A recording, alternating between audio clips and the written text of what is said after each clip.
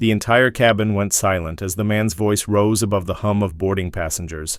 "Excuse me?" he asked, his tone calm but firm. His eyes weren't angry, just stunned. In his lap sat a small gray cat in a soft carrier, purring gently. The flight attendant stood stiff, arms crossed, and pointed toward the gate. "I said you'll need to leave, sir. Pets are not allowed in this section of the plane." "But I booked a first-class ticket. Your policy clearly states pets are permitted if they're in carriers and under the seat." He gestured to the neatly tucked bag. "That's not my problem," the flight attendant snapped. "Take it up with customer service. You're off this flight." The man's shoulders slumped as he gently lifted the carrier, murmuring to the cat, "Come on, Bella." Other passengers watched uncomfortably, some with sympathy, others avoiding eye contact. No one spoke up. No one intervened. That moment should have been the end of the story. A man unfairly kicked off a flight with a cat who had been his only family left. But the story was just beginning. His name was Daniel Grant, mid-50s, quiet eyes, a soft voice, and a presence that didn't scream wealth or power. In fact, he looked like any other exhausted traveler, jeans, hoodie, and old leather duffel. What no one knew, not even the flight attendant, was that Daniel was the CEO and majority owner of Skylux Airlines. He had been traveling incognito to inspect the customer experience after hearing a surge of complaints. No press, no entourage, no special treatment. Just him, his cat Bella, and the hope that things weren't as bad as they seemed. Bella was more than a pet. She was a piece of his late wife, Eleanor. She had loved animals, especially strays. Bella had been the last cat they rescued together, just before the cancer took her. Daniel had promised Eleanor he'd always take care of Bella like he had taken care of her. That flight was supposed to be a short trip to a company meeting. Instead, it became something else entirely. The airline staff at the gate panicked when they recognized his name during the rebooking process.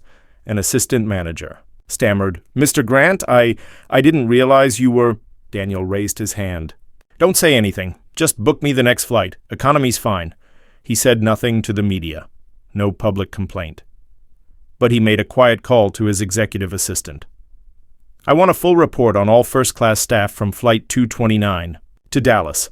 I want to know who hired them, trained them, and approved them for duty, and make sure the flight attendant who kicked me off is included." Her name was Lisa, 29, single mother, tired, overworked. She had started the job 2 years ago after escaping an abusive relationship. The airline job was her lifeline. Steady hours, decent pay, benefits for her son, and a chance to believe in herself again. But she'd grown hardened. The rules were a shield. Black and white decisions protected her from the emotional gray zones that drained her every day. She didn't recognize Daniel. To her, he was just another entitled passenger who thought rules didn't apply. The next day, Lisa was called into the headquarters. She wore her uniform, straightened her posture, but her hands trembled. Daniel sat at the head of the table. No suit, no bodyguards, just a man holding a cat in his lap. "You remember me?" he asked. Lisa's mouth opened, but no words came out. Shame rushed into her face. "I'm not here to humiliate you," he continued gently, "but I am here to ask. Why did you treat me the way you did?" Tears filled her eyes. I was just doing what I thought was right. I've seen passengers sneak in animals, lie about policies, cause chaos. I didn't know you were—" He shook his head. "It's not about who I am. It's about how we treat people. I built this airline in memory of someone I loved. I wanted to make flying feel human again. Somewhere along the way, we've lost that." He looked around the room. "This isn't just about one incident. It's a culture issue, and I need people who can help me fix it, people who understand the difference between enforcing rules and embracing compassion." Lisa swallowed hard. "I made a mistake." "You did?" Daniel nodded. "But everyone makes mistakes. What matters is what we do next." He paused. "I want you to lead a new program. We're calling it Heart in the Sky, training every crew member on emotional intelligence, compassion, and crisis empathy. You'll share your story and help others learn from it." Lisa blinked. "You're not firing me?" I was going to, he admitted. But I see someone who's more than just her worst moment.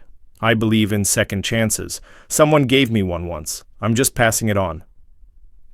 Months later, Skylux Airlines became known not for its luxury seats or premium meals, but for its heart.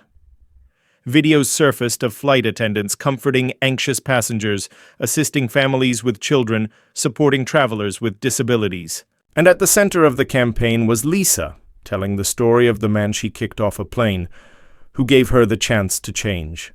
In one video, she smiled through tears and said, "He reminded me that kindness isn't weakness, that we don't have to choose between the rules and the right thing." And Daniel? He still flew often, still with Bella tucked under the seat in her little gray carrier, and every time someone on the crew smiled or helped or bent just a little for a passenger. In need, he'd whisper, "Thank you, Eleanor." Your legacy lives on. The moral? Never underestimate the power of kindness. Titles and uniforms may hide who we really are, but the way we treat others reveals everything. In a world full of rules, choose compassion. You never know who you're talking to, or how that one moment might change a life.